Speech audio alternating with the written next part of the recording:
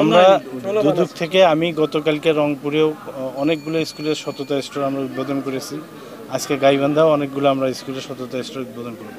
আপনি যেটা বন্ধের কথা বললেন, এটা করোনার সময় আসলে আমাদের হয়তো একটা ইন্টারিম পিরিয়ড, কেউ যেত না, জিনিসগুলো নষ্ট হয়ে যেতে পারে, আবার চালু হয়েছে।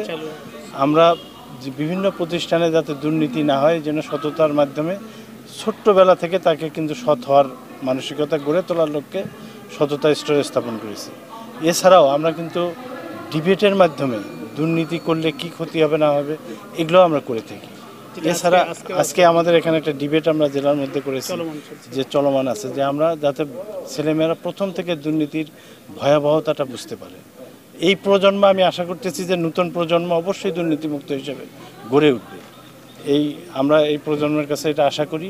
আর এইটা মূলত প্রাতিষ্ঠানিক ছোটবেলা থেকে এবং পারিবারিকভাবে এটা যদি আমরা গড়ে তুলতে পারি, তাহলে দেশটা একটা দুর্নীতিমুক্ত দেশ হিসেবে